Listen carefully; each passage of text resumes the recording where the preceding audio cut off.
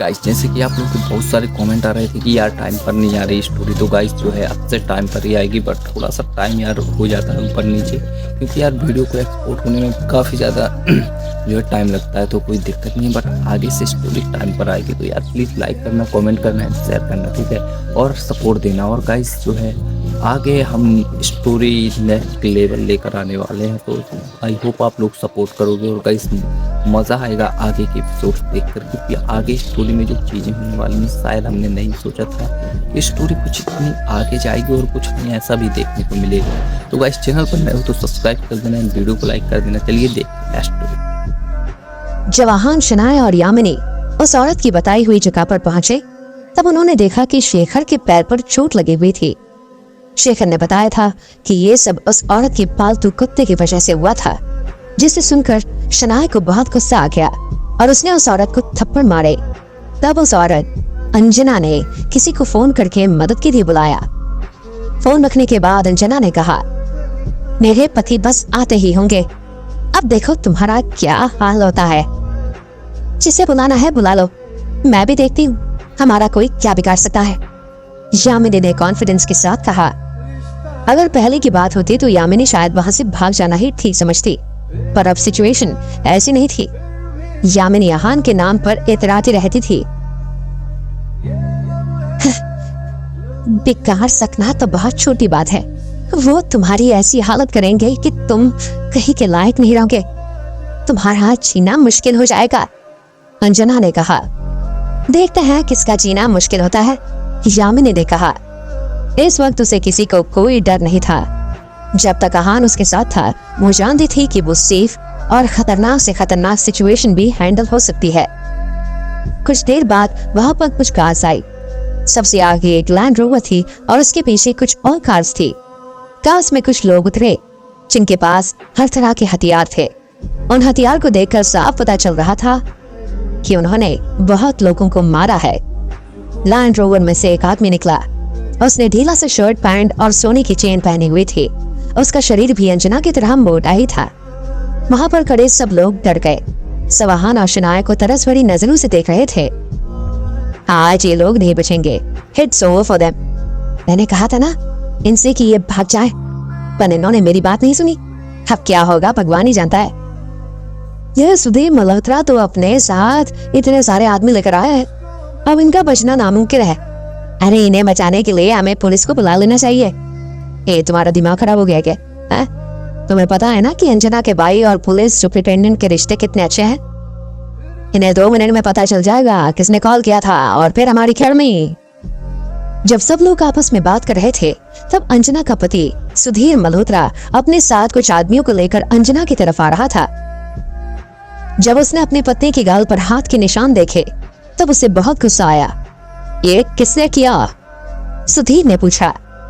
ये सब इन स्टूपिड लोगों ने किया है, अंजना ने उन तीनों की तरफ इशारा करते हुए कहा। सुधीर ने आहान की तरफ देखा और उसका चेहरा गुस्से से लाल हो गया। तुम्हारी हिम्मत कैसे हुई मेरे पत्नी को हाथ लगाने की? इसके काम ही ऐसे है। ये बेकार औरत थप्पड़ पड़ना ही डिजर्व करती है। यामिनी ने कहा। पहले ही सिचुएशन इतनी सीरियस हो गई थी और अब यामिनी उसे आग में घी डालने जैसा बना रही थी। यामिनी की ये बात सुनकर अंजना बौखला गई। वो सोच रही थी कि इतने आदमियों को हथियार के साथ देखने के बाद भी ये डर क्यों नहीं रहे हैं। सुधीर, पहले इस औरत का मुंह बंद करवाओ, अंजना ने यामिनी की तरफ देखते हुए कहा। सुधीर के इशारे पर जब 2 लोग यामिनी पर अटैक करने के लिए आए, तब आहान यामिनी के आगे आया और उसने सुधीर से कहा, तुम पूछोगे नहीं यहाँ पर क्या हुआ था? इस बात से कोई फर्क नहीं पड़ता कि यहाँ पर क्या हुआ था और क्या नहीं, सुधीर ने कहा। सुधीर वहां पहुंचते ही समझ गया था कि अंजना फिर से अपने कुत्ते को बिना लीश के घुमा रही थी और किसी ने ऑब्जेक्ट किया था। तब अंजना के अपने कुत्ते से उस आदमी पर अटैक करवाया उसने, और अब उसकी फैमिली यहाँ बदला लेने आई है। अगर सुधीर की जगह कोई और होता तो वो माफी मांगता, क्योंकि गलती अंजना की थी, पर सुधीर ऐसे झुकने वाला आदमी नहीं था। फर्क नहीं पड़ता। हाँ, आहान ने कहा। आहान ने सोचा था कि वो सुधीर से बिना बात किए नहीं लड़ेगा, पर सुधीर उसे प्रोवोक कर रहा था, इसलिए वो कुछ नहीं कर सकता था। तुम ये डिसाइड करने वाले कोई नहीं होते हो, सुधीर ने कहा। फिर उसने अपने हाथ से इशारा करते हुए कहा, अटैक। इतना सुनते ही 3 आदमी तुरंत आ गए और मुस्कुराने लगे। सुधीर ने वहां आने से पहले कहा था, जो भी लड़ेगा उसे सुधीर एक्स्ट्रा पैसे देगा। इसलिए सब लड़ने के लिए तैयार हो गए। कोई भी एक्स्ट्रा कमाई छोड़ना नहीं चाहता था। वैसे भी हान की बॉडी देखकर सब समझ गए थे कि सबको लड़ने का मौका नहीं मिलेगा। जो पहले आएगा वही एक्स्ट्रा पैसे कमा लेगा। सबके एक्स्ट्रा पैसे कमाने के सपने हकीकत में बहुत अलग थे। जब वो 3 आदमी हान के सामने आए तब हान ने अपने मूव से उन तीनों को चित कर दिया। हान का फुटवर्क इतना तेज था कि वो तीनों मिलकर भी उससे रोक नहीं पाए थे। कुछ ही पल में हान की लात से उन तीनों को ऐसा लग रहा था जैसे उन्हें किसी हाई स्पीड ट्रक ने टक्कर मार दी हो। तीनों 3 अलग दिशा में कटी हुई पतंग की तरह जाकर गिरे। तीनों को इस हालत में देखकर सब हैरान हो गए थे। सुधीर के हाथ में जो सिगरेट थी वो छूटकर नीचे गिर गई और उसका मुंह खुल गया। 3 लंबे चौड़े आदमियों को इस तरह चित कर देना किसी साधारण आदमी की बात नहीं थी, लेकिन अगर कोई और 3 गए तो उनका भी यही हाल होने वाला था। अरे खड़े खड़े देख क्या रहे हो, अटैक करो, सुधीर ने गुस्से में चिल्लाते हुए कहा। बाकी के आदमियों को बहुत गुस्सा आया।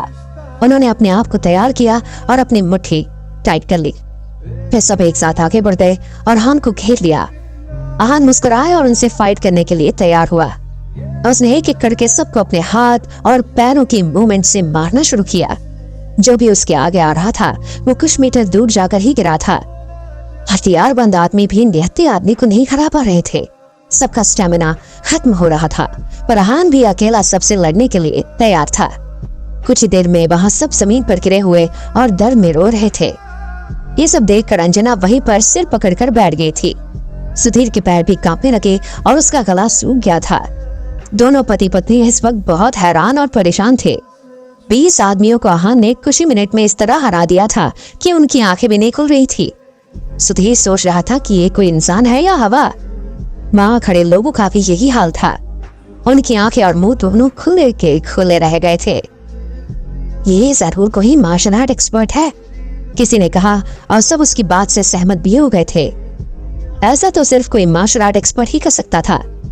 जब सब हान के बारे में डिस्कस कर रहे थे तब हान एक एक कदम चलकर सुधीर की तरफ बढ़ रहा था।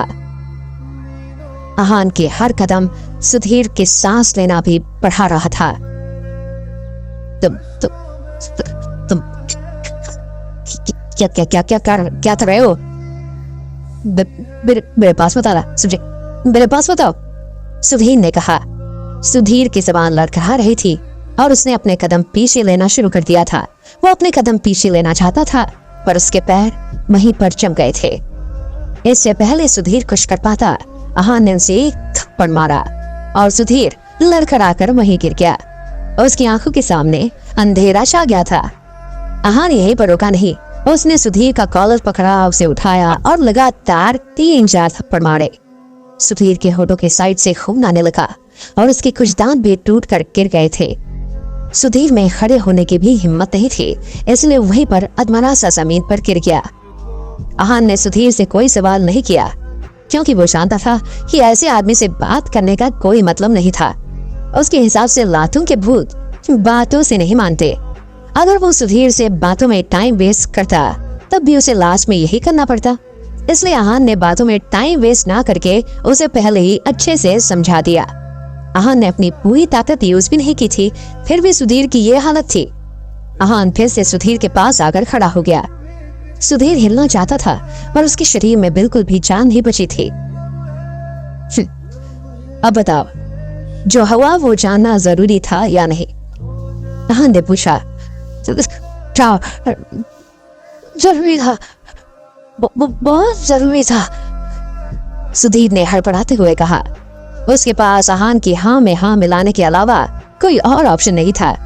सुधीर का चेहरा पहले ही खून से सना हुआ था, उसके अलावा पसीने की वजह से उसे और जलन भी हो रही थी। पर ये मानने में बहुत देर कर दी तुमने, हान ने कहा और सुधीर की छाती पर अपना पैर मारा। उसकी पसलियों के टूटने की आवाज भीड़ को भी सुनाई दे रही थी। सुधीर दर्द में चिल्लाने लगा। अब उसके कुछ महीने बेड रेस्ट में ही जाने वाले थे। सुधीर से डील करने के बाद आहान अंजना के पास गया। वो अपने हाथ पीछे रखकर चल रहा था और अंजना उसे अपने पास आता देख पैनिक कर रही थी। मेरे पास मत आओ, अंजना ने कहा। मैं एक औरत हूँ, तुम मुझ पर हाथ नहीं उठा सकते। हाँ, मैं तुम्हें मान नहीं सकता, आहान ने कहा। फिर तुम्हारे साथ क्या किया जाए? आहान ने सोचने की एक्टिंग शुरू की। तुम बोलो, तुम्हें कितने पैसे चाहिए? मैं तुम्हें कितने भी पैसे दे सकती हूँ। 1 लाख? नहीं, 5 लाख। मैं तुम्हें 5 लाख रुपए दूंगी। मुझे कुछ मत करना, अंजना ने कांपती हुई आवाज में कहा। इस वक्त वो सच में बहुत डरी हुई थी। वो बस मरना नहीं चाहती थी। तुम्हें लगता है कि इन पैसों से मेरे पापा को लगी चोट का हिसाब बराबर हो जाएगा? आहान ने कहा। आहान जानता था कि अंजना इतने पैसे देने के लिए सिर्फ इसलिए तैयार हुई थी क्योंकि उसने आहान की पावर्स देख ली थी, वरना वो ऐसे कभी नहीं करती और अपनी ही आकड़ में रहती। उनको चोट मेरी वजह से नहीं आई है, मैंने कुछ नहीं किया है, अंजना ने कहा। अच्छा, फिर किसने किया है? आहान ने पूछा। ये सब बस कुत्ते ने किया है, मेरा इससे कोई लेना देना नहीं है, अंजना ने कहा। इस वक्त उसे अपने आप पर बहुत गुस्सा आ रहा था। वो सोच रही थी कि उसने शेखर से पंगा ही क्यों लिया। उसके लिए अब तक जो उसका बेटा था अब कुत्ता हो गया था। तुम्हारा कुत्ता तुम्हारी जिम्मेदारी है, तुम्हारा लेना देना कैसे नहीं है? तुम तो कुत्ते से भी कई गुजरी हो जो अपनी गलती तक नहीं मान रही, आहान ने डिस्गस्टेड फील करते हुए कहा। आहान की बातें सुनकर अंजना का चेहरा शर्म से लाल हो गया था। इस वक्त अगर अंजना का बस चलता तो वो चुल्लू भर पानी में डूबना प्रेफर करती। चलो, मैं तुम्हारे लिए चीजें ज्यादा मुश्किल ही करूंगा, मुझे तुम्हारे पैसे नहीं चाहिए, आहान ने कहा। क्या सच में? थैंक यू, अंजना खुश हो गई और उसकी आंखों में चमक आ गई। उसे लगा आहान ने उसे माफ कर दिया था। ये देखकर यामिनी को बहुत गुस्सा आया। उसने कहा, आहान, तुम ये क्या बोल रहे हो? तुमने देखा नहीं इसने तुम्हारे पापा की क्या हालत कर दी है? तुम ऐसे कैसे इसे जाने दे सकते हो? तुम चुप रहो, ये जो कह रहा है सही कह रहा है, इसका दिल बड़ा है, इसने मुझे माफ कर दिया है, अंजना ने कहा। भीड़ में सभी लोग हैरान थे। सब यही सोच रहे थे कि आहान ने सुधीर की ये हालत की थी, फिर जिसकी सच में गलती थी उसे आहान ने ऐसे कैसे छोड़ दिया था। इस वक्त शनाया को भी कुछ समझ नहीं आ रहा था। आहान आगे क्या करेगा ये समझ पाना सबके लिए बहुत मुश्किल था। उसके दिमाग में क्या चल रहा होता है ये कोई अंदाजा भी नहीं लगा सकता है। आहान ने कुछ नहीं कहा और बस मुस्कुराने लगा। वो अंजना से मुंह फेर कर कुत्ते के पास गया और उसे अपनी गोद में उठाकर अंजना के सामने लाया। ये कुत्ता तुम्हारा बेटा है ना? आहान ने कहा। हाँ, अंजना ने अपने माथे का पसीना पोंछते हुए कहा। उसे समझ नहीं आ रहा था कि आहान क्या करने वाला था। इसने ही मेरे पापा को काटा है ना? आहान ने पूछा। हाँ, अंजना ने कहा। पर इसे कुछ मत करना, अंजना आहान के सामने गिड़गिड़ाने लगी।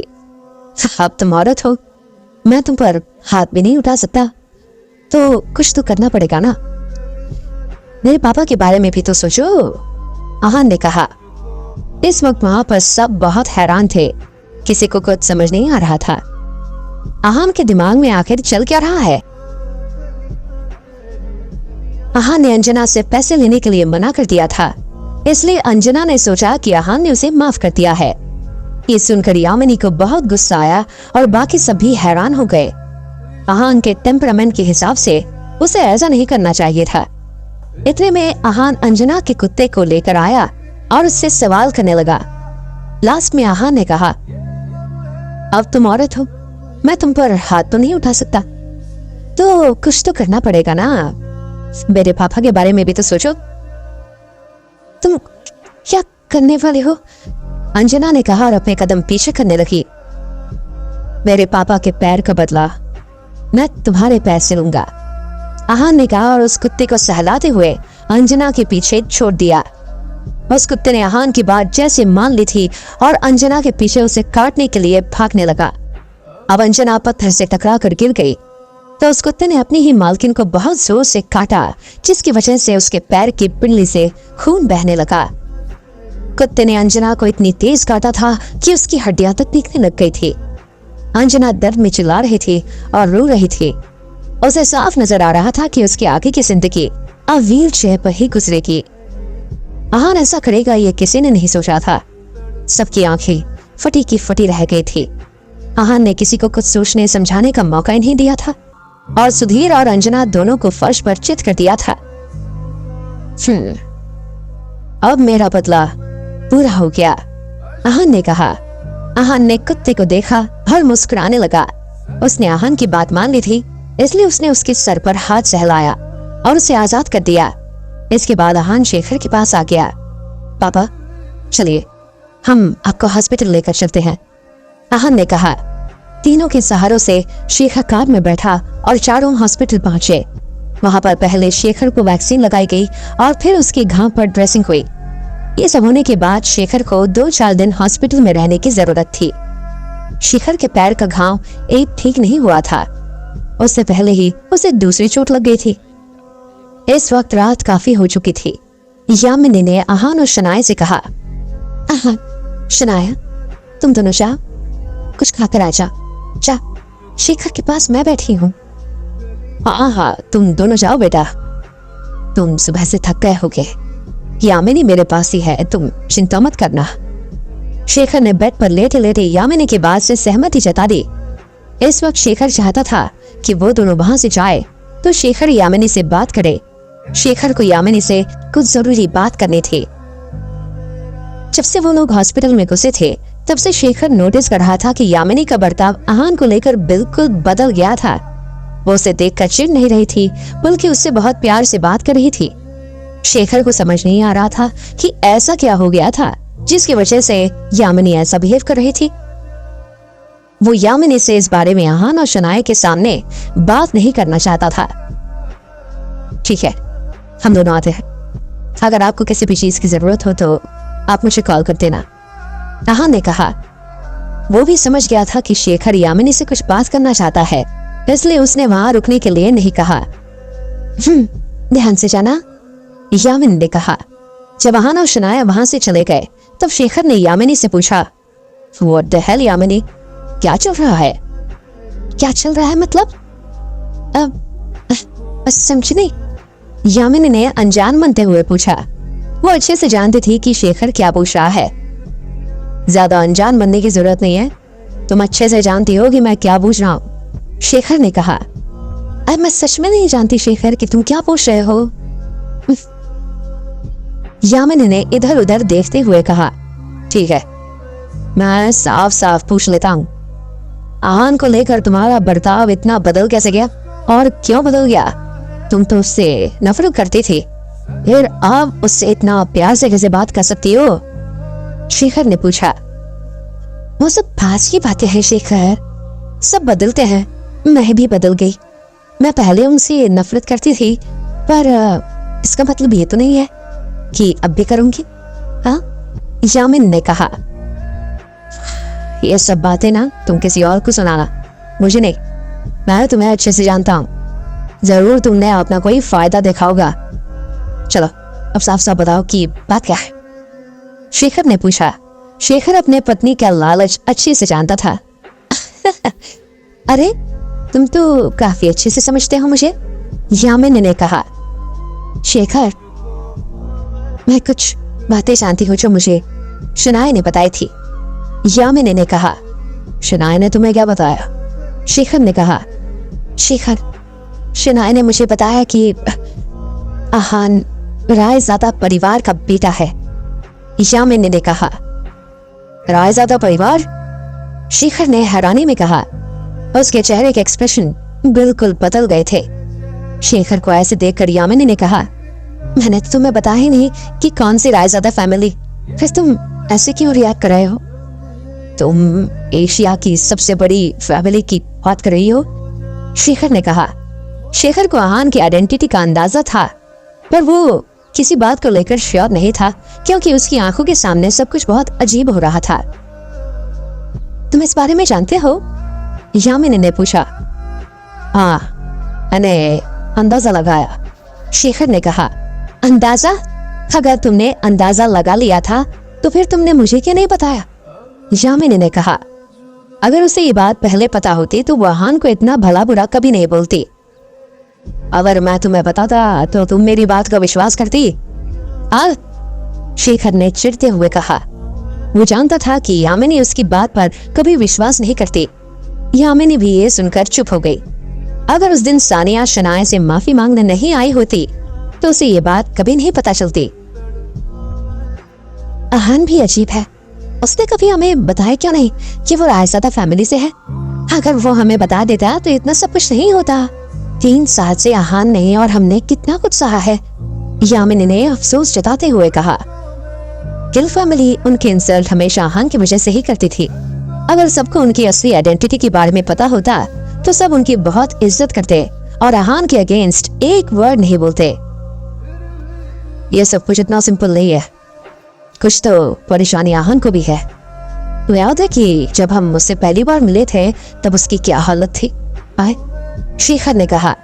आहान उस वक्त खून से सना हुआ था और उसकी सांसें बहुत धीमी चल रही थी। ये तो आहान में अच्छा एंड्योरेंस था, इसलिए वो सांसें ले पा रहा था। शेखर ने जब देखा कि उसकी सांसें चल रही है तब उसने आहान को बचाने का फैसला किया। अरे वो रायज़ादा परिवार का बेटा है, उसे भला क्या परेशानी हो सकती है? और उसे कौन मारना चाहता है? यामिनी का दिल बैठने लगा।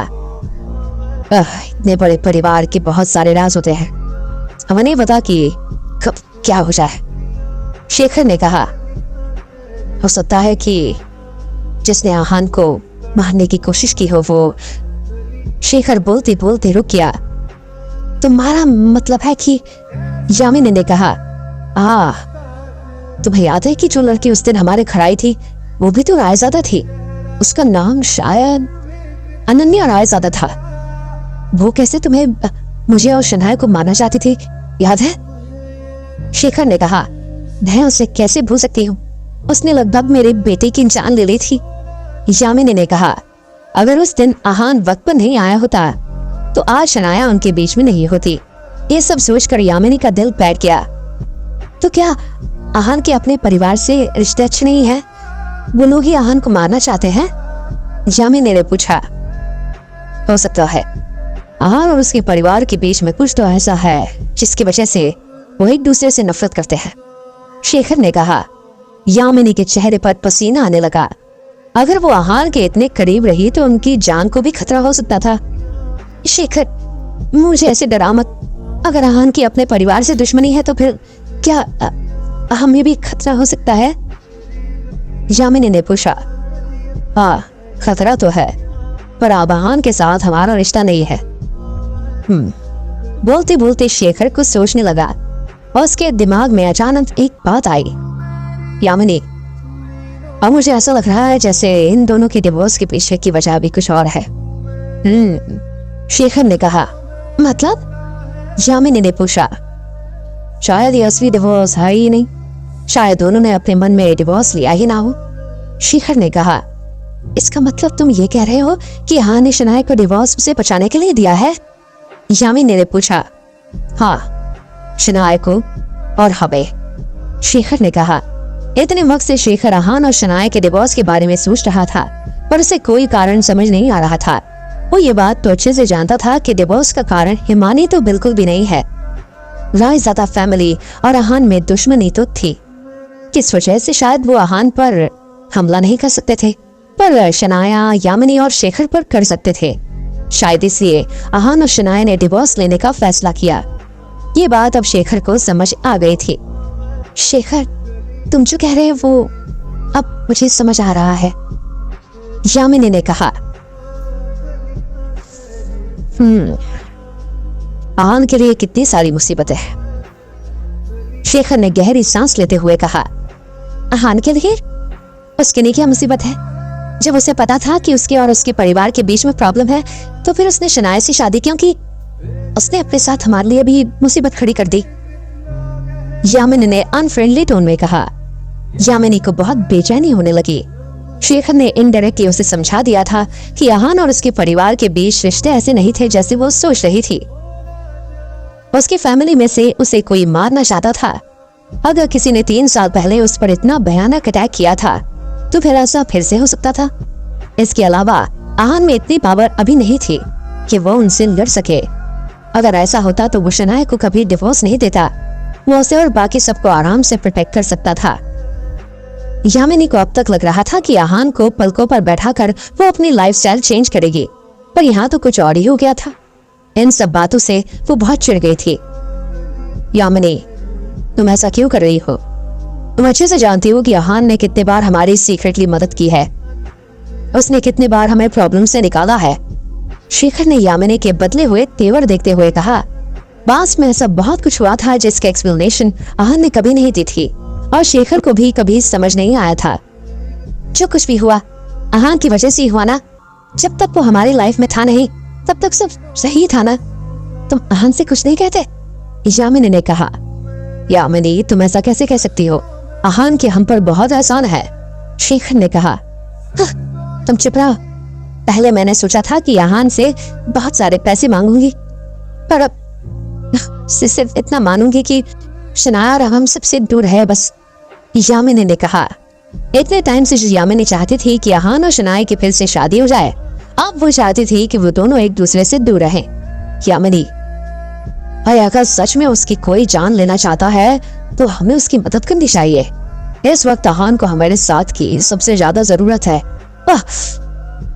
और तुम हमसे उसे दूर कर रही हो। शेखर ने कहा। मुझे किसी की कुछ नहीं पड़ी है। मैं बस इतना चाहती हूँ कि हमारा परिवार सेफ रहे। आहान की विषय से पहले ही हमें बहुत सारी प्रॉब्लम्स फेस करनी पड़ी है, अब और नहीं। यामिनी ने कहा और पैर पटकते हुए सोफे पर जाकर बैठ गई। शेखर ने भी कुछ नहीं बोला क्योंकि वो जानता था यामिनी से बहस करने में कोई फायदा नहीं है। शनाया और आहान जब हॉस्पिटल से निकले तब कुछ देर उन्होंने कोई बात नहीं की। फाइनली आहान ने कहा। शनाया, तुम क्या खाना चाहती हो? कुछ भी चलेगा, शनाया ने कहा। यह सुनकर आहान थोड़ा हैरान हो गया। शनाया अपने खाने की प्रेफरेंसेस को लेकर बहुत पर्टिकुलर थी और अपनी चॉइस खुलकर बता देती थी, पर आज ऐसा नहीं हुआ था। मनाली आने के बाद ये पहली बार था जब दोनों अकेले थे। क्या अकेले वक्त बीतते हुए आहान और शनाया के बीच की दूरियां कम हो जाएंगी? आहान के अपने परिवार के साथ एक मिशन जाने के बाद यामिनी फिर से आहान से चिढ़ने लगी। अब वो चाहती थी कि आहान उनके परिवार से दूर रहे। आहान और शनाया पहली बार मनाली में अकेले थे। दोनों ने काफी देर तक बात नहीं की। फिर आहान ने शनाया से पूछा। शनाया, तुम क्या खाना चाहती हो? कुछ भी चलेगा, शनाया ने कहा। यह सुनकर आहान थोड़ा हैरान हो गया। शनाया अपने खाने के प्रेफरेंसेस को लेकर बहुत पर्टिकुलर थी और अपनी चॉइस खुलकर बता देती थी, पर आज ऐसा नहीं हुआ था। शनाया ने यह बोल दिया था, फिर भी आहान ने बहुत ध्यान से शनाया की पसंद के हिसाब से एक रेस्टोरेंट चूज किया।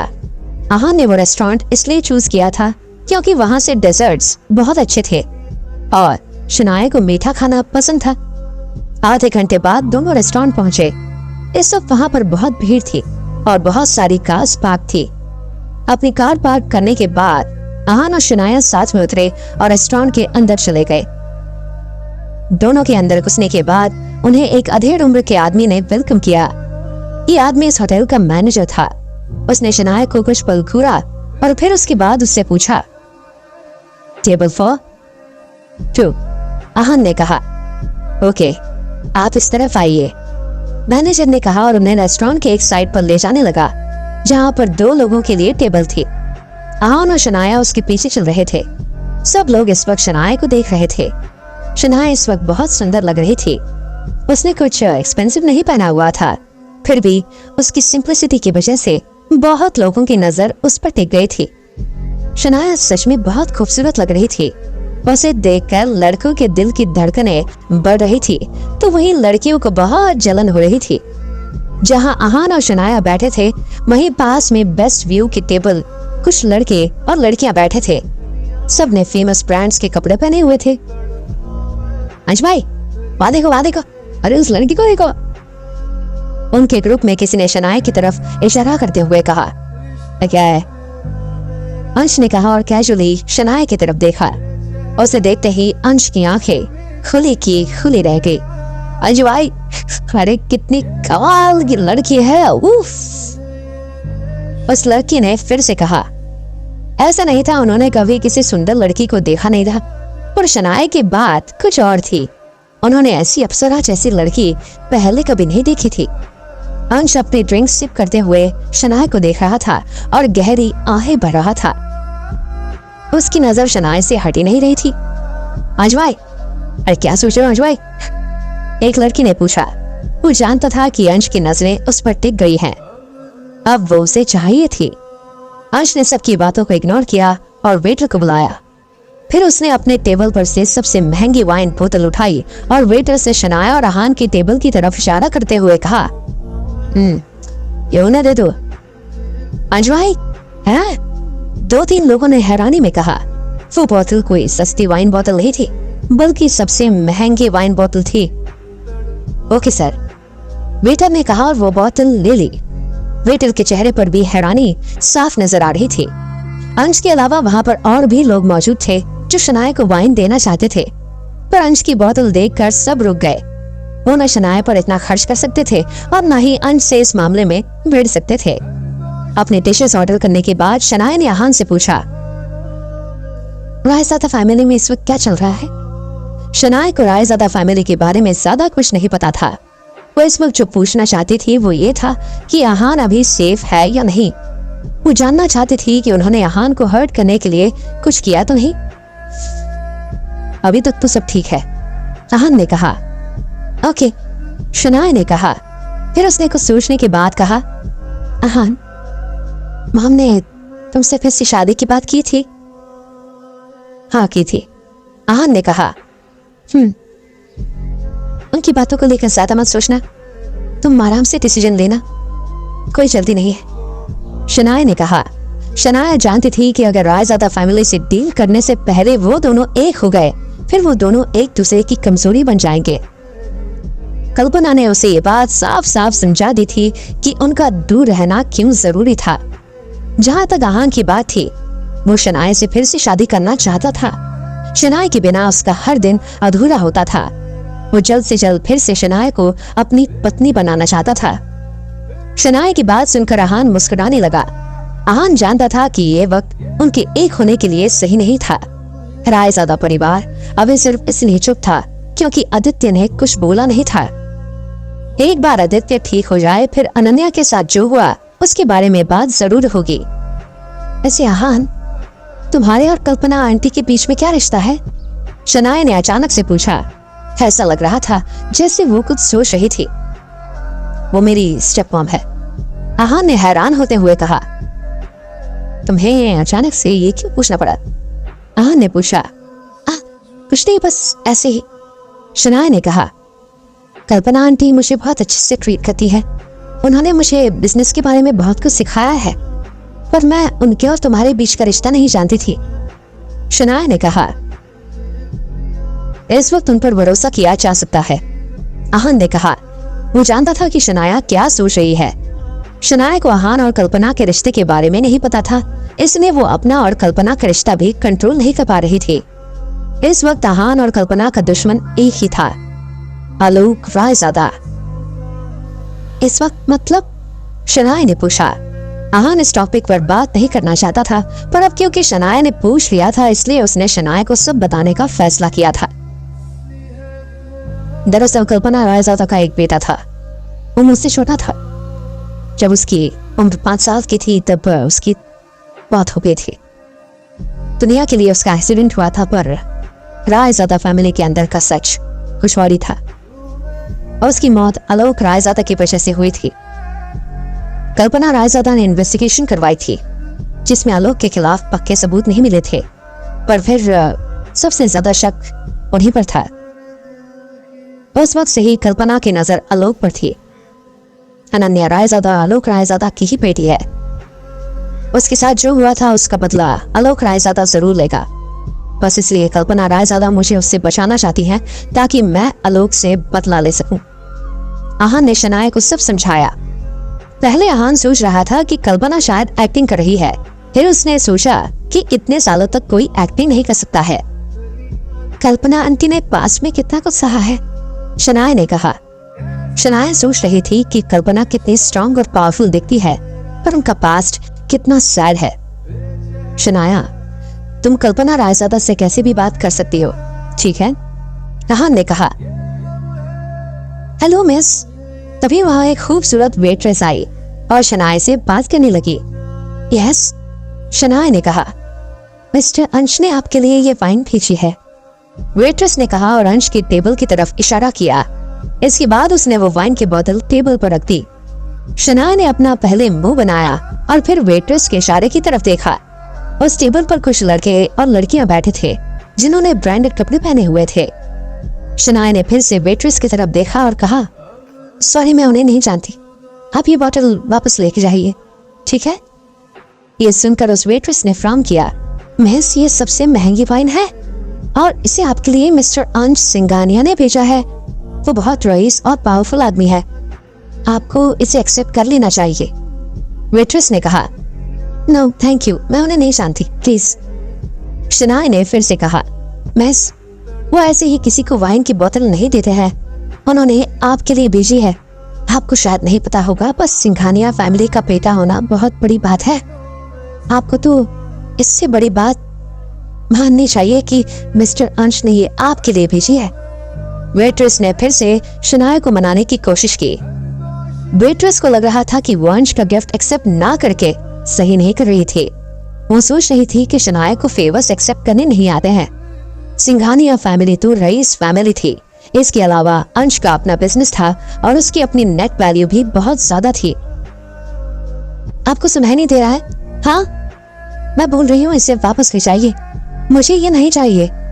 शनाया भी अपनी बात पर अड़ी रही। उसका टेम्परामेंट भले ही बहुत अच्छा था, पर अब वो वेट्रेस उसे बहुत इरिटेट कर रही थी।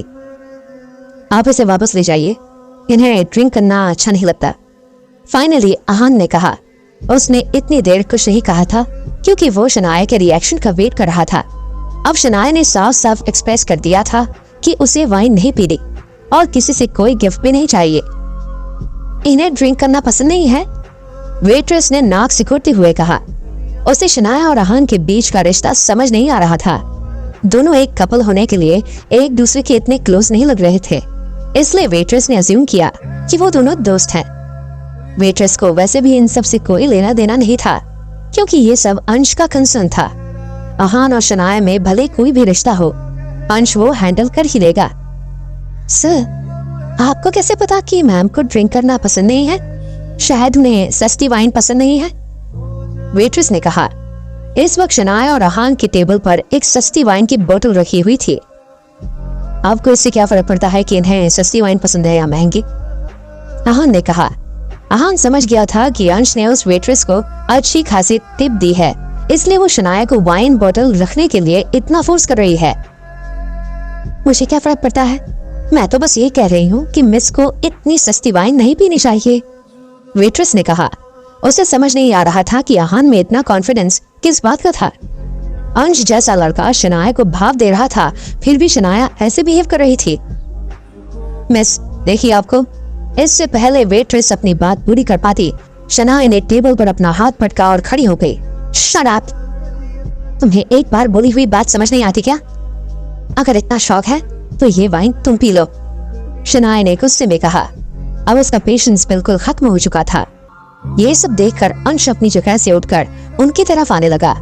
उसके पीछे उसके दोस्त भी आ रहे थे और आपस में बात कर रहे थे। अजवाई, लगता है ये मैडम तो गुस्सा हो गई। देखते हैं कितने देर तक गुस्सा रहती है, अंश ने स्मोक करते हुए कहा। सब जानते हैं कि आपके सामने ज्यादा देर किसी का एटीट्यूड नहीं चलता है। पहले ही एक लड़की ने ऐसे ही भाव खाए थे और फिर पूरी रात आपके साथ रही थी। इन लड़कियों को खरीदना मुश्किल काम नहीं है, कुछ के लिए 1000 तो इस जैसी लड़की के लिए कुछ लाख खर्च करने पड़ेंगे। लड़की ने कहा। इन सब के लिए लड़कियां बस एक खिलौना थी जिन्हें किसी भी दाम पर खरीदा जा सकता था। बात करते हुए सब शनाया के टेबल के पास आ गए। हेलो ब्यूटीफुल, मेरा नाम अंश सिंघानिया है। अगर मैं आपसे दोस्ती का हाथ बढ़ा रहा हूँ तो आप इसे एक्सेप्ट क्यों नहीं कर लेती? अंश ने कहा। शनाया ने काफी देर तक उसकी बात का कोई जवाब नहीं दिया। वो बिल्कुल बात करने में इंटरेस्टेड नहीं थी। अंश सर यहाँ तक आया है और आप अब भी ऐसे बिहेव कर रही हैं? इतना एटीट्यूड अच्छी बात नहीं है। अगर अंश सर को गुस्सा आ गया तो अच्छा नहीं होगा। वेट्रेस ने तड़कते हुए कहा। रिलैक्स रिलैक्स, इतना गुस्सा करने की कोई जरूरत नहीं है। अंश ने वेट्रेस को शांत किया। इसके बाद अंश ने आहान की तरफ देखा और कहा, आपका और इन ब्यूटीफुल का क्या रिश्ता है? ये मेरी वाइफ है, आहान ने कहा। वाइफ? अंश ने कहा। आज से ये तुम्हारी वाइफ नहीं है, अंश ने कहा। क्या? आहान ने फ्राउन किया। सिंपल बात है, मुझे तुम्हारी पत्नी पसंद आ गई और अब ये मेरी है। तुम इन्हें भूल सकते हो तुम इन्हें, हाँ? अंश ने कहा। शनाया के बारे में ऐसी बातें सुनकर अब आहान कैसे रिएक्ट करेगा? शनाया और आहान रेस्टोरेंट में बैठे हुए आपस में बात कर रहे थे। तभी वहां एक वेट्रेस आई जिसने अंश की दी हुई वाइन बोतल उन दोनों को दी, पर शनाया ने उसे एक्सेप्ट करने से मना कर दिया। तभी वहां अंश आया और उसने कहा कि आहान अब शनाया को भूल जाए। अंश भाई का तो जवाब नहीं है, कैसे एक फर्नीचर से उसकी बीवी ले ली? ये अंश सिंघानिया है, ये कुछ भी कर सकते हैं। पर क्या ये अपनी पत्नी को ऐसे ही जाने देगा? जाने क्यों नहीं देगा? आखिर मांगा भी तो अंश भाई ने है। अंश के सभी दोस्त आपस में बात कर रहे थे और आहान पर हंस रहे थे। आहान को अपने कपड़े और अपने सिंपल अपीयरेंस की वजह से गलत जज किया जाता था। आज भी यही हुआ था। सब सोच रहे थे कि आहान कोई लुक्खा है जो अपनी पत्नी को पैसों के लिए छोड़ देगा। मैंने सुना है कि तुम सिंघानिया फैमिली से हो। आहान ने सब कुछ छोड़कर अंश से एक सवाल किया। सब लोग आहान के कुछ रिएक्शन का वेट कर रहे थे और आहान ने रिएक्ट किया तो वो भी ये। पहले तो अंश भी इस सवाल से चौंक गया, पर फिर उसने कहा, तुमने सही सुना है, मैं सिंघानिया फैमिली से ही हूँ। आहान ने गर्दन हिलाते हुए कहा। तो फिर कल्पना रायजादा तुम्हारी क्या लगती है? आहान ने पूछा। कल्पना रायजादा? ये नाम सुनकर अंश की आंखें बड़ी हो गई। तुम मेरी बुआ का नाम कैसे जानते हो? अंश ने पूछा। बुआ? आहान ने धीरे से कहा। जब वेट्रेस ने सिंघानिया फैमिली का नाम लिया और बताया कि वो यहाँ की बहुत रईस फैमिली है, तब से ही आहान कल्पना और अंश के रिश्ते के बारे में सोच रहा था। वो इतना तो समझ गया था कि अंश सिंघानिया फैमिली की सेकंड जनरेशन था, पर उसका कल्पना से क्या रिश्ता था वो आहान जानना चाहता था। तुम बहरे हो क्या? मैं तुमसे कुछ पूछ रहा हूँ, अंश ने कहा। जब आहान ने अंश के सवाल का जवाब नहीं दिया तब वो इरिटेट होने लगा। मुझसे तमीज से बात करो, वरना तुम्हारी बुआ तुम्हें छोड़ेगी नहीं, आहान ने कहा। मेरी बुआ मुझे नहीं छोड़ेगी। ये बोलकर अंश जोर जोर से हंसने लगा। उसे समझ नहीं आ रहा था कि आहान ऐसी बातें क्यों कर रहा था। उसकी बुआ किसी अनजान के लिए उसे क्यों कुछ कहेंगी? मैं तुमसे आखिरी बार पूछ रहा हूँ, मेरी बुआ और तुम्हारा क्या रिश्ता है? अंश ने पूछा। एक बार उसे कल्पना और आहान के बीच का रिश्ता पता चल जाता तो फिर वो आहान से उस हिसाब से डील करता। मेरी तुम्हारी बुआ से कोई रिश्ता नहीं है, आहान ने कहा। फिर तो बात ही खत्म, आज से तुम्हारी पत्नी मेरी हुई, अंश ने कहा। जैसे ही उसने अपना हाथ शनाया की तरफ बढ़ाया, आहान ने उसे उसकी गर्दन से पकड़ा और उसका सिर टेबल पर दे मारा। इसके बाद उसने वाइन की बोतल उठाई और अंश की गर्दन पर मारी। अंश के फोरहेड से और सर के पीछे से खून आने लगा। आहान ने उसे टेबल के ऊपर ही एक हाथ से पकड़ा हुआ था और अंश अपने हाथ पटकते हुए जोर से चिल्ला रहा था। वेट्रेस डर के मारे चिल्लाने लगी। अंश के दोस्तों के चेहरे के रंग भी उड़ गए थे। इसके बाद आहान ने जब उसे छोड़ा तो वो जमीन पर गिर गया। तुम मौत को बुलावा दे रहे हो, अंश ने गुस्से में कहा। अंश के सारे दोस्त अंश की तरफ भागने लगे, जो इस वक्त जमीन पर गिरा हुआ था। और गुस्से में अपने दांत पीस रहा था। जब वो लड़के आहान की तरफ आए तब आहान ने उस सब के ऊपर प्लेट्स मारी और वो सब भी वहीं पर गिर गए। आहान के मूव्स देखकर सब हैरान हो गए। किसी ने नहीं सोचा था कि साधारण सा दिखने वाला आदमी सिंघानिया खानदान के बेटे के साथ ऐसा करेगा। आहान अंश के पास गया और उसके चेहरे की तरफ किक किया। अंश का जबड़ा पूरी तरह से टूट गया था। वो दर्द की वजह से चिल्लाने लगा, अंश भाई, अरे अंश भाई। सब लड़के लड़कियां चिल्लाए।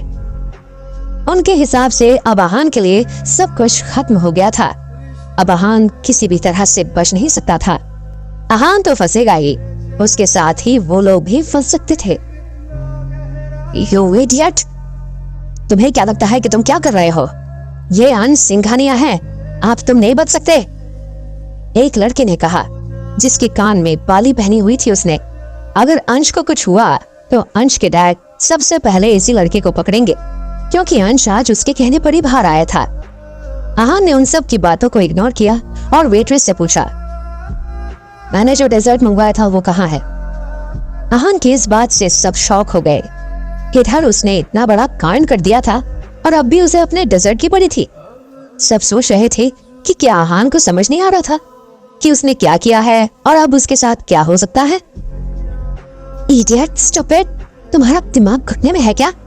तुम जानते हो तुमने अंश सर के साथ क्या किया है?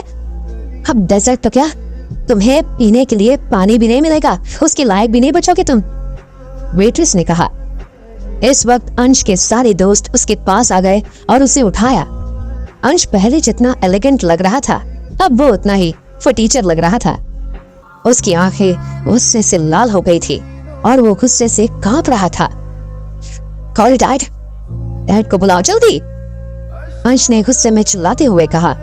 अंश भाई रिलैक्स, काम डाउन, मैं अभी अंकल को कॉल करता हूं। उस बाली वाले लड़के ने अंश को संभालने की कोशिश की। मैं इस लड़के के टुकड़े टुकड़े देखना चाहता हूँ, मैं इसे मार देना चाहता हूँ, अंश ने कहा। हाँ ऐसा ही होगा, उस लड़के ने फिर से कहा। इसके बाद उसने अपना फोन निकाला और उसने अंश के डैड को कॉल किया। हेलो सुभाष अंकल, उस लड़के ने कहा। अंश के पिता का नाम सुभाष सिंघानिया था। जो बात करनी है बाद में करना, अभी मैं बहुत बिजी हूँ, सुभाष ने कहा। अंकल, यहाँ पर किसी ने अंश को बहुत मारा है, अंश के दोस्त ने कहा। क्या? सुभाष ये बात सुनकर हैरान हो गया। किसने मारा है अंश को? सुभाष ने पूछा। वो तो मुझे नहीं पता, पर वो आपकी बहन को जानता है, उस लड़के ने कहा। पहले जब आहान ने कहा था कि वो कल्पना को जानता है तब उसने उसकी बात को सीरियसली नहीं लिया था, पर अब उसकी हरकतें देखकर लग रहा था कि आहान कल्पना को जानता है। वो कल्पना को जानता है? सुभाष ने फिर से पूछा। कल्पना की शादी रायज़ादा परिवार में हो गई थी, पर अभी भी उसका सिंघानिया फैमिली पर वैसा ही कंट्रोल था जैसा उसका शादी के पहले था। जिसने अंश के साथ ये सब किया है वो लड़का है या लड़की, और उसकी उम्र क्या होगी, वो दिखता कैसा है, सुभाष ने पूछा। बहुत ही साधारण सा दिखता है, उनकी उम्र लगभग हमारी जितनी है, उस लड़के ने कहा। उसे समझ नहीं आ रहा था कि सुभाष ने उससे ये सवाल क्यों पूछे थे। अच्छा ठीक है, मैं सब समझ रहा हूं, सुभाष ने कहा और फोन रख दिया। क्या कहा मेरे डैड ने? अंश ने पूछा। उसकी आवाज में बहुत गुस्सा था। तुम पहले शांत हो जाओ, तुम्हारे डैड बस थोड़ी देर में आ ही रहे हैं, उस लड़के ने कहा। तुम्हें मैं जिंदा नहीं छोड़ूंगा, अंश ने आहान की तरफ गुस्से से घूरते हुए कहा। पहले अपने आप को संभालो, फिर मुझे मारने की बात करना, आहान ने कहा। तुम अपने आप को समझते क्या हो? सुना नहीं तुमने? मिस्टर सिंघानिया बस आते ही होंगे। बेहतर यही होगा कि तुम अंश सर के सामने घुटने टेककर माफी मांग लो। आहान का एटीट्यूड देखकर वेट्रेस ने कहा। घुटने टेकूं और माफी मांगू? इन योर ड्रीम्स, आहान ने कहा और अपनी चेयर पर बैठ गया। शनाए भी उसके सामने बैठ गई। ये सब शनाए के लिए इतना नॉर्मल हो गया था कि अब वो ये सब देखकर पलक भी नहीं झपकाती थी। उसका चेहरा पानी की तरह शांत ही रहता था। उधर फोन रखने के बाद सुभाष ने कल्पना को कॉल किया। कल्पना, अंश को किसी ने बहुत मारा है। जिसने मारा है वो कह रहा है कि वो तुम्हें जानता है। सुभाष ने कल्पना से बात की। उसकी उम्र अंश जितनी ही है? कल्पना ने पूछा। उसे अंदाजा हो गया था कि अंश को मारने वाला और मनाली में उसे जानने वाला कौन हो सकता है। सुभाष ने कहा, ठीक है, मैं जानती हूँ ये कौन हो सकता है। कल्पना ने कहा, कौन? सुभाष ने पूछा। वो मैं तुम्हें अभी नहीं बता सकती। एक बार मैं खुद तो कंफर्म कर लूं। अगर ये वही है जो मैं सोच रही हूँ तो फिर वहां जाना और चुपचाप अंश को वापस ले आना। कल्पना ने कहा। ये बात सुनकर सुभाष ने अपना मुंह बिगाड़ा। कल्पना ने साफ कह दिया था कि अगर ये वही इंसान है जो कल्पना सोच रही है तो फिर वो उससे बदला नहीं ले सकता। ओके, सुभाष ने कहा और फोन रख दिया। सुभाष से बात करने के बाद कल्पना ने आहान को कॉल किया। कॉलर आईडी देखने के बाद आहान मुस्कुराने लगा और उसने कहा, हेलो आहान, क्या तुमने किसी के साथ हाथापाई की है? कल्पना ने दो टूक बात की। हाँ, पर मैंने आपके भतीजे को ज्यादा नहीं मारा है। वो बहुत रूड है, इसलिए उसे सबक सिखाना जरूरी था। आहान ने कहा। तुम्हें पता है वो मेरा भतीजा है, फिर भी तुमने ऐसा किया? मेरी इज्जत का थोड़ा तो ख्याल करते। कल्पना ने कहा। वो ये सुनकर स्पीचलेस थी कि अंश और उसके बीच के रिश्ते को जानने के बाद भी आहान ने ऐसा किया था। मैं तो आपकी इज्जत रखना चाहता था, पर क्या करूं, आपके भतीजे ने मुझे मजबूर किया। आहान ने कहा। मेरे भाई और अंश के डैड अभी आएंगे और अंश को वहां से ले जाएंगे। कल्पना ने कहा। ओके, आहान ने कहा और फोन रख दिया। इतना सब कुछ होने के बाद भी मिस्टीरियस बनने की कोशिश कर रहे हो? हम जानते हैं तुम्हारे जैसा इंसान कल्पना रायजादा को जान ही नहीं सकता। वेट्रेस ने कहा। उसे लग रहा था कि आहान नाटक कर रहा है। मैं जानता हूं या नहीं, ये तुम्हें थोड़ी देर में पता चल जाएगा। आहान ने कहा। कुछ ही देर में वहां पर एक पॉश रोल्स रॉयस आकर रुकी। उसमें से सुभाष और उसके 2 पर्सनल बॉडीगार्ड्स उतरे। तीनों जब चलकर वहां आ रहे थे तब अंश के चेहरे पर मुस्कान थी। अब ये नहीं बचेगा, अंश ने मन में कहा। उन्हें देखकर अंश के दोस्त भागकर सुभाष के पास गए।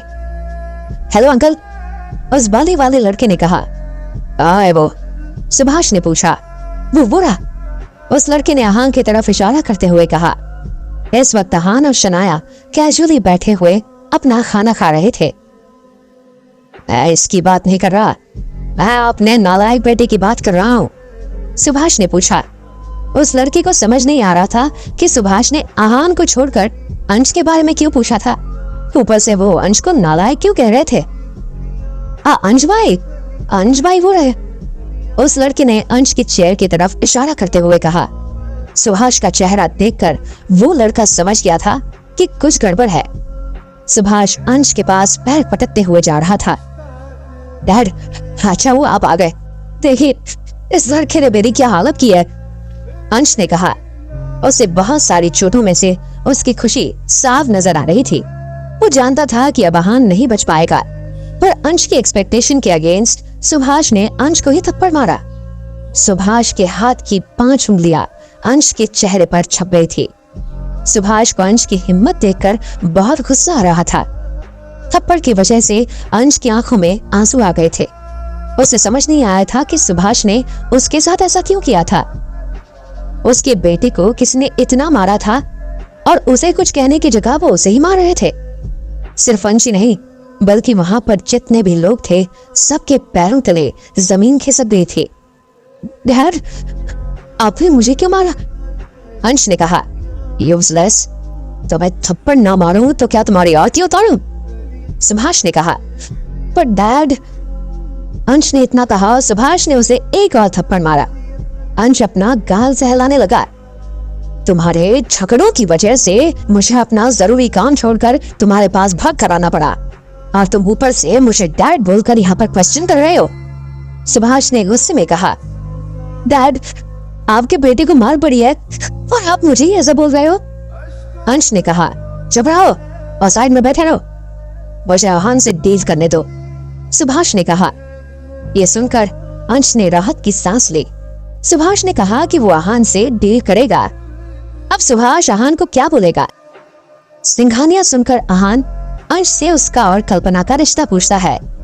तब आहान को पता चलता है कि वो कल्पना का भतीजा है। अंश जब बार बार आहान को प्रोवोक करता है तो वो उसके और उसके फ्रेंड्स के साथ मारपीट करता है। अंश अपने डैड को बुलाता है जो अंश को ही थप्पड़ मारता है। अंश को थप्पड़ मारने के बाद सुभाष आहान के पास गया।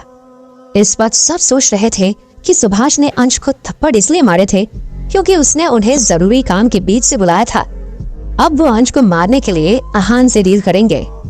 भले ही अंश का मुंह इस वक्त सूजा हुआ था पर वो खुश था क्योंकि अब आहान नहीं बचने वाला था। पर जैसा सब सोच रहे थे वैसा कुछ नहीं हुआ था।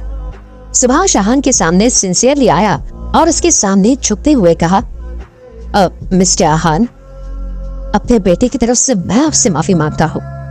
सबकी आंखें खुली की खुली रह गई। सुभाष सिंघानिया जैसा बड़ा आदमी इस भिखारी से दिखने वाले लड़के के सामने झुके हुए थे।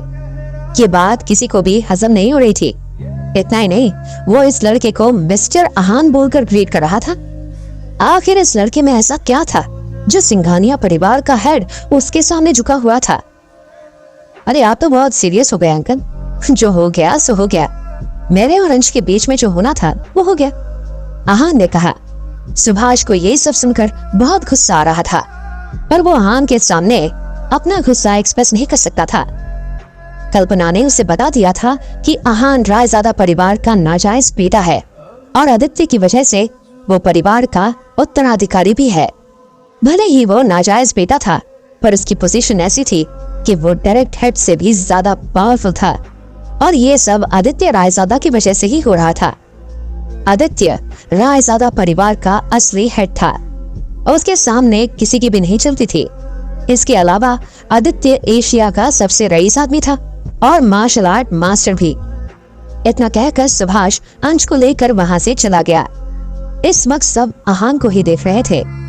उसने अभी अभी किसी को मारा था। उसके डैड ही आहान से माफी मांगकर चले गए थे। किसी को भी इस ऑर्डिनरी से दिखने वाले लड़के की असलियत समझ नहीं आ रही थी। किसी के पास भी कुछ बोलने की हिम्मत नहीं बची थी। हमारा डेजर्ट कहाँ है? आहान ने वेट्रेस से पूछा। आहान की आवाज से सब शौक से उभर गए और अपने काम में लग गए। डेजर्ट? वेट्रेस ने हड़बड़ाते हुए कहा। हाँ, मैंने ऑर्डर किया था ना, आहान ने कहा। हाँ, वो मैं अभी लेकर आती हूँ, वेट्रेस ने हकलाते हुए कहा कि उसे ऐसा लग रहा था जैसे उसने अभी अभी कोई सपना देखा हो। जल्दी लाओ, मेरी वाइफ को भूख लगी है, आहान ने कहा। दरअसल आहान को डेजर्ट की जल्दी इसलिए थी क्योंकि शनाया भूखी थी। आहान ने बर्थडे पार्टी में थोड़ा बहुत खाया था और अब भी थोड़ा खा रहा था, पर शनाया ने काफी देर से कुछ नहीं खाया था। अगर अब शनाया ने कुछ नहीं खाया तो शायद वो भूख की वजह से बेहोश हो जाती। हाँ सर, मैं अभी आपका डेजर्ट भिजवाती हूँ, वेट्रेस ने कहा और वहां से चली गई। उसका एटीट्यूड अब बिल्कुल बदल गया था। वो पहले जैसे नकचड़ी नहीं बल्कि बहुत ओबीडियंट थी। वो आहान की असली आइडेंटिटी तो अभी भी नहीं जानती थी, पर उसे इतना जरूर पता था कि उसका बैकग्राउंड बहुत इन्फ्लुएंशियल था, वरना सुभाष सिंघानिया उसके सामने क्यों झुकता। 5 मिनट में आहान और शनाया की टेबल पर उनका डेजर्ट आ गया। ये डेजर्ट लाने वाला इस बार वो वेट्रेस नहीं बल्कि रेस्टोरेंट का मैनेजर था। सर, आपका ऑर्डर, मैनेजर ने पोलाइटली कहा। प्लेट टेबल पर रखने के बाद मैनेजर ने असिस्टेंट मैनेजर के हाथ से 2 वाइन की बॉटल्स मंगाई और उसे भी उनके टेबल पर रख दिया। देखने से ही पता चल रहा था कि वो बॉटल्स कितनी महंगी थी। अरे ये आप क्या कर रहे हो? ये हमने ऑर्डर नहीं की थी, आहान ने कहा। सर, आपका मील किसी वजह से डिस्टर्ब हो गया था ना, ये रेस्टोरेंट की तरफ से कॉम्पेंसेशन है, मैनेजर ने कहा। मैनेजर को उस वेट्रेस ने सब कुछ बता दिया था, इसलिए अब वो आहान को प्लीज करना चाहता था। अच्छा, इन्हें ये रख दो, आहान ने कहा। जब मैनेजर उसे खुद लेकर आया था तो फिर मना करने का कोई मतलब ही नहीं था। Thank you sir, thank you so much, manager ने बार बार बो करते हुए कहा। आहान का बॉटल्स एक्सपेक्ट करने का मतलब ये था कि अब अहान रेस्टोरेंट पर कोई ब्लेम नहीं डालेगा और उन्हें कोई प्रॉब्लम नहीं होगी। अहान का जैसा रौब था उस हिसाब से अगर अहान रेस्टोरेंट की कंप्लेन कर देता तो मैनेजर की नौकरी तो तुरंत चली जाती। अब मैं चलता हूँ, आपको और मैम को ज्यादा डिस्टर्ब नहीं करूंगा। एंजॉय योर मील, मैनेजर ने कहा और वहां से चला गया। उनके वहां से जाने के बाद अहान ने स्पून उठाया और शनाया की प्लेट में डिजर्ट सर्व किया। खाओ इसे, अहान ने कहा। यस, शनाया ने कहा। उसने अपने बाल बांधे और अपने मुंह से पहला बाइट डाला। कैसा है, तुम्हें पसंद आया? अहान ने पूछा। पहले जब वो साथ थे तब शनाया को अहान के हाथ की ये डिश बहुत अच्छी लगती थी, पर क्योंकि मीठा खाने से हेल्थ पर इफेक्ट पड़ता है इसलिए शनाया बस महीने में एक बार ही मीठा खाती थी। अच्छा है, पर जैसा तुम बनाते हो वैसा नहीं है। You make it the best। Shanaya ने च्यू करने के बाद कैजुअली कहा। वो खाने में इतना खोई हुई थी कि उसे रियलाइज ही नहीं हुआ कि उसने क्या बोला था। अहान भी सोच में पड़ गया कि जिस रेस्टोरेंट के शेफ्स इतने फेमस थे और इंटरनेशनल ट्रैवल करते थे, उनके हाथ के डिश छोड़कर शनाया को अहान के हाथ की डिश ज्यादा पसंद थी। अहान शनाया को इंटरेस्ट के साथ खाते हुए देख रहा था। इस वक्त उसे ऐसा लग रहा था कि सब कुछ सही है और वो और शनाया एक ही है। अहान, तुमने जो पिल मुझे दी थी वो क्या थी? शनाया ने पूछा। आइस लोटस पिल, अहान ने कहा। उसने 3 आइस लोटस पिल रिफाइन की थी, जिसमें से एक अतुल ने ली, एक उसने श्याम बंसल के लिए अदिति को दी थी और एक शनाया के लिए थी।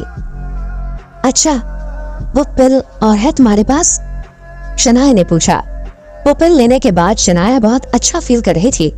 उसकी स्ट्रेंथ, पावर और एनर्जी बढ़ गए थे। नहीं, पर अगर तुम चाहो तो मैं तुम्हारे लिए दूसरी पिल बना सकता हूँ, अहान ने कहा। आइस लोटस पिल बहुत रेयर थी, पर उसके अलावा दूसरी पिल्स थी जो आसानी से मिल सकती थी, पर इतनी ज्यादा इफेक्टिव नहीं होती थी वो। नहीं, कोई जरूरत नहीं है, शनाया ने नाम में सर हिला दिया। जब अहान और शनाया की बात खत्म हो गई तब शनाया का फोन बजा। शनाया, तुम कहाँ हो? शनाया के फोन उठाते ही यामिनी ने हड़बड़ाते हुए पूछा। मैं हान के साथ रेस्टोरेंट में हूँ, शनाया ने कहा। क्या हुआ, आप इतनी घबराई हुई क्यों है? शनाया ने यामिनी से पूछा। शनाया, वो औरत यहाँ आ गई है, यामिनी ने कहा। वो औरत जिसके कुत्ते ने पापा को काटा था? शनाया ने पूछा। हाँ, वो यहाँ अपने भाई के साथ आई है और हमें ढूंढ रही है। शायद उसने मुझे यहाँ कॉरिडोर में देख लिया था, यामिनी ने कहा। दरअसल अंजना का भाई उसे हॉस्पिटल लेकर आया था, तब अंजना ने यामिनी को देख लिया था। वो स्ट्रेचर पर थी इसलिए कुछ खास कर नहीं पाई थी, पर अब उसके भाई के आदमी उसे ढूंढ रहे थे। मॉम, आप शांत हो जाइए, मैं और अहान अभी वहां पहुंच रहे हैं। शनाया को अर्जेंसी समझ आ गई थी।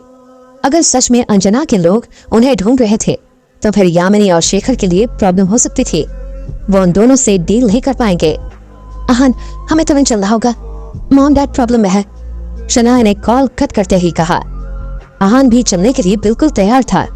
वो शेखर को कुछ नहीं होने दे सकता था। इस वक्त हॉस्पिटल में कुछ लोग गिल फैमिली को ढूंढ रहे थे।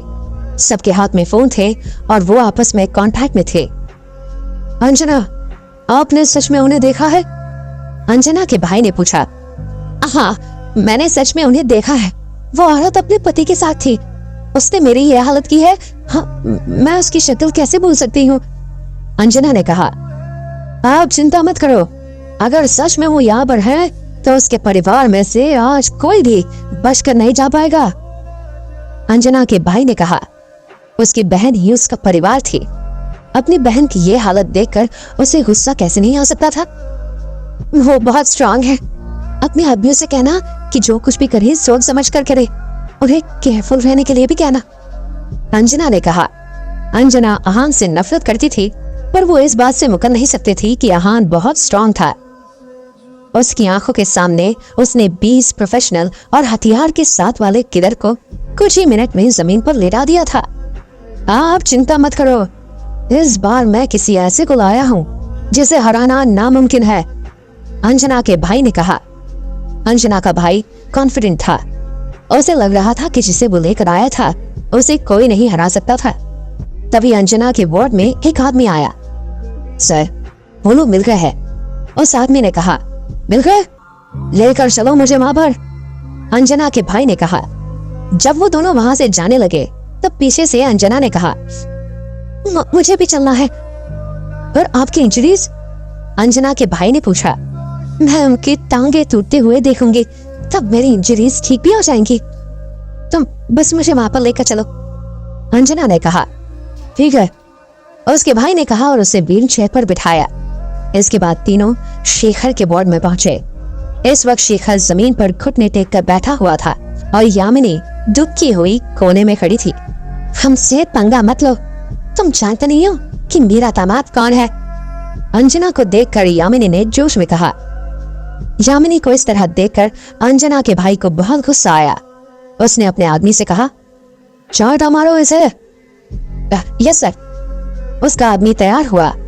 उसने यामिनी को बिना मौका दिए उससे 5 थप्पड़ लगातार मारे। यामिनी का चेहरा बिल्कुल लाल हो गया था और उसके होंठ के किनारे से खून आने लगा। मेरी पत्नी को मत मारो, शेखर चिल्लाया।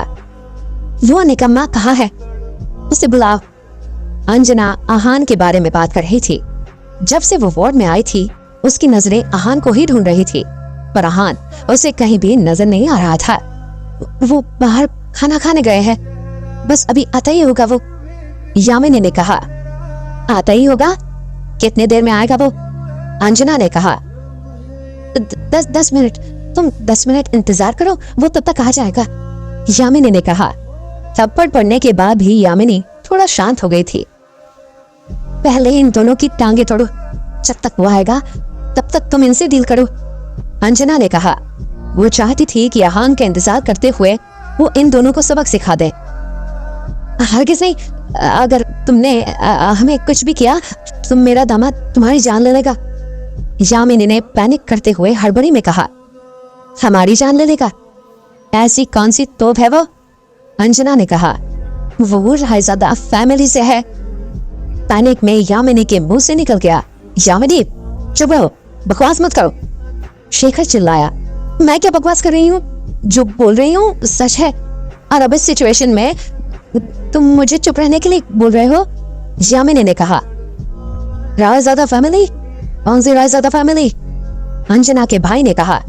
कौन सी रायज़ादा फैमिली के नाम पर कोई इतना कॉन्फिडेंट हो सकता है? हाँ, यामिनी ने कहा। ये बात बोलते हुए यामिनी थोड़ी कॉन्फिडेंट हो गई थी। तुम मेजर के नंबर 1 फैमिली रायज़ादा फैमिली के बारे में बात कर रही हो? अंजना के भाई ने कहा।